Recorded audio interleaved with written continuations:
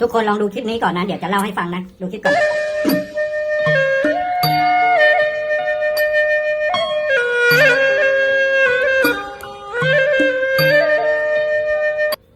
โอเคนะทุกคนอันนี้ทางเพจยุทธวิธีของนักรบเขาโพสต์เอาไว้นะเขาบอกว่าข้าวสารที่ถูกนำมาเรียงรายเพื่อมอบให้กับครอบครัวของทหารเขมรที่เสียชีวิต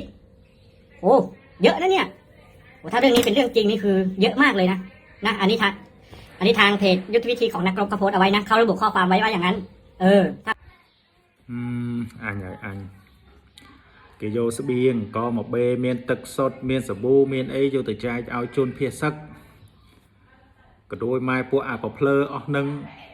po à cho ở nâng vô từ cho sai tha cái vô từ trai ao sạch nhiệt cái hiền để bịa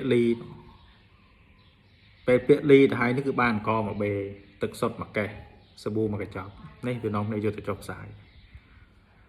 ôiไอสัตว์ฟังกูมาฟังกูนะมึงอย่ามั่วอะไรไปกันใหญ่ฮะไอที่มึงเห็นนั่นแหละเขาเอามาแจกผู้อพยพไอสัตว์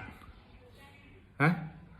ผู้อพยพที่หนีจากชายแดนที่พวกมึงเนี่ยยิงใส่น่ะฮะมึงโง่กันได้ขนาดนี้เลยเหรอฮะโอ้โหกูเชื่อมึงจริงๆแต่ละตัวแม่งมันมีแต่เรื่องแบบ